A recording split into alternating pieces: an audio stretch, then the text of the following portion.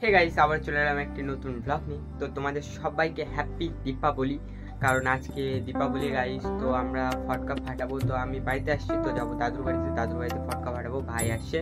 ব্লগটা স্পেশাল হতে চলেছে, কারণ আমরা যাবো ঈশ্বরবাড়িতে কালী মন্দিরে, অনেক বড় করে পুজো করা হয়। তো গাইস তোমরা স্কিপ না করে ফুল ব্লগটি দেখো, আশা করি অনেক ভালো হবে। তো গাইস চলো তোমাদের একদম সোজাই একদম ফটকা ফাটানো দেখো। চলো যাওয়া যাক।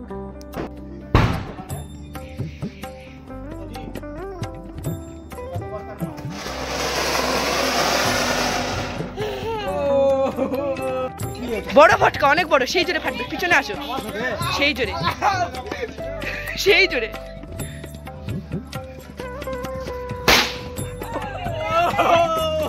হ্যাঁ করে ভাগো।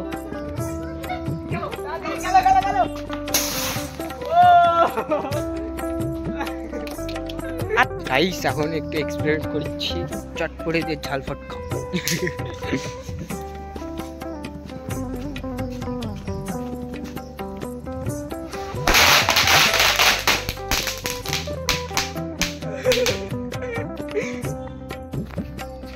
যেখানে চরকি ধরানো হচ্ছে এবার,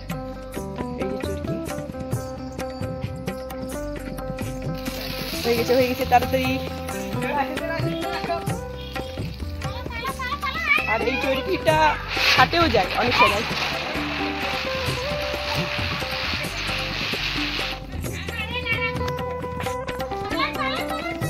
না দাও, ধরে দাও।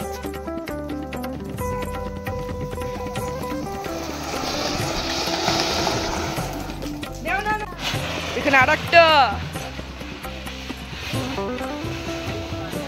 গাইস হাতের অবস্থা দেখো, পুরো বাড়িতে শেষ একদম। ফটকা ফাটাতে হতে। তো গাইস ফটকা ফাটানো শেষ, আবার রেডি করেছি। তো এখন যাবো কালী মন্দির। আমার ব্লগটা দেখতে দাও। গাইস প্যারাশুট রেডি করে ফেলেছি, তো এখন উড়াবো গাইস। এই যে প্যারাশুট।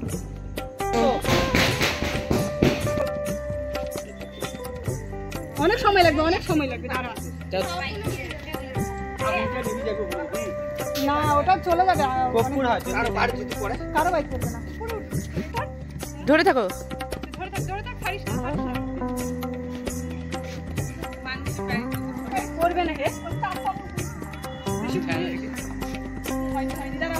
কপুরটা বেগে গেছে।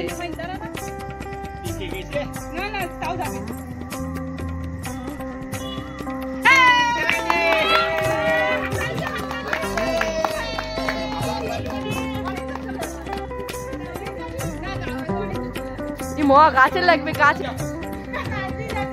চলো কোথায় যাচ্ছি আমরা? কোথায় যাচ্ছি? এদিকে কোথায় যাচ্ছি আমরা? ঈশ্বর পাড়া।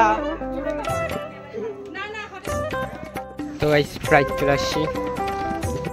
এখানে একটা মামার বাড়ি আছে, তো মামার বাড়িতে মন্দির আছে, তো সবাই তেল সিঁদুর দিচ্ছে এখানেও। তো দেখো মায়ের মন্দির।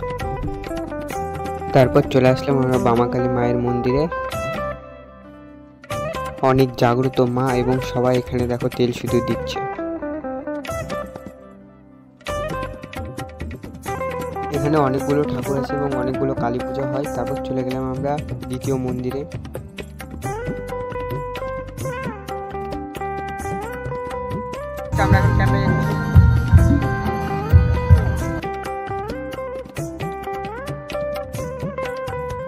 বিএসএফ ক্যাম্পের ভেতরেও পুজো হয়। তারপর আমরা চলে আসলাম সেখানে।